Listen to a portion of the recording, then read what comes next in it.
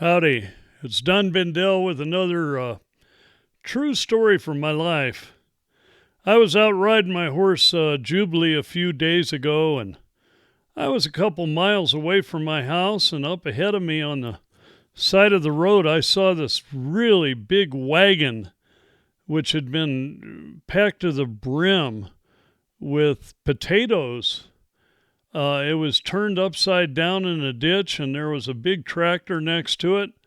And there I saw a teenage boy lying there in a ditch. He had several injuries, nothing that looked life-threatening, looked painful. And so I rode up real quick on Jubilee and stopped and got down. I had a kerchief on, which I always do when I'm riding. And I said, "Oh man, you're looking like you've had better days." And he said, "Yes, sir, I dumped this over with the whole load. My dad's going to be so mad at me." And I said, "Well, let's not worry about your dad right now. Let's get you taken care of."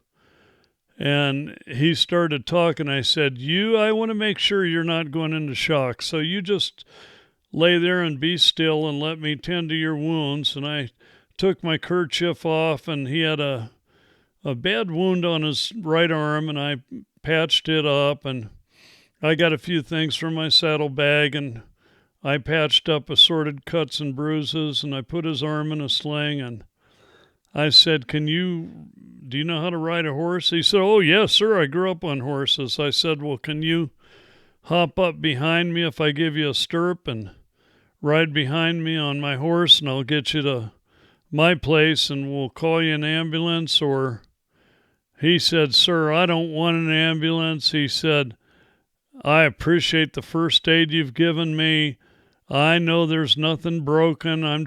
I'll be sore for a week, but, I'm a young cowboy. I've been sore plenty of times." And he said, "I just am worried about my dad being mad at me." And I said, "Well, you're coming to my house, and you're going to let us take care of you." And he said, "Yes, sir, I've always been told to respect my elders." And I said, "Well, I'm definitely your elder."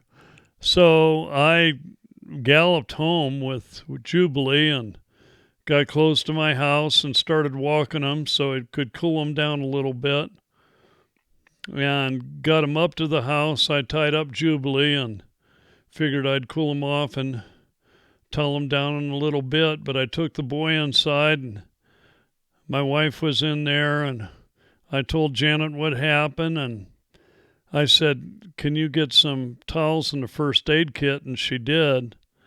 And, well, of course, she had to mother hen the kid, and I shouldn't say kid, he was a young man, but he was still a teenage boy. And anyhow, she and I both started taking care of his wounds and all that, and she said, "Young man, I don't want you to sass me." She said, "You need to get protein in you. I'm going to fix you a steak and, a baked potato and a salad and give you a big, tall glass of water, and we'll keep filling up that water." And he said, "Yes, ma'am, but I'm awful worried about my dad being mad at me." And she said, "Hush, right now we just have to take care of you. You were in an accident."